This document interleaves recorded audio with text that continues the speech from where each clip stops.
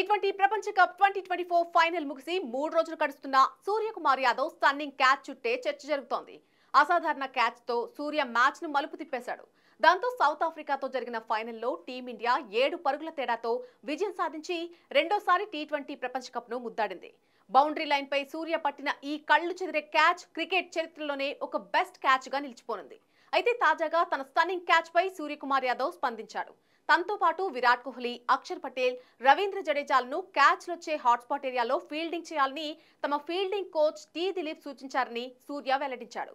ఇక నేను పట్టిన క్యాచ్ వెనుక ఎంతో ప్రాక్టీస్ ఉంది. వివిధ మైదానాల్లో గాలికి తగ్గట్లు క్యాచ్లు ప్రాక్టీస్ చేశాను.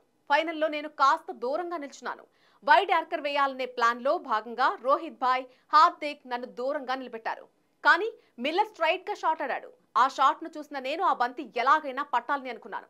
సాధారణంగా లాంగ్ ఆన్ లో రోహిత్ భాయ్ ఫీల్డింగ్ చేయడు, కానీ ఆ సమయంలో అక్కడే నిల్చున్నాడు. బంతి గాల్లో లేవగానే రోహిత్ శర్మ క్యాచ్ తీసుకుంటారేమోనని అతని వైపు చూశాను, కానీ అతను నా వైపు చూశాడు. వెంటనే నేను పరిగెత్తుకుంటూ బంతిని అందుకున్నాను. అప్పుడు రోహిత్ శర్మ నాకు దగ్గరగా ఉంటే అతనికి బంతిని విసిరేద్దామని అనుకున్నా, కానీ సమీపంలో లేకపోవడంతో నేనే మళ్లీ అందుకున్నా.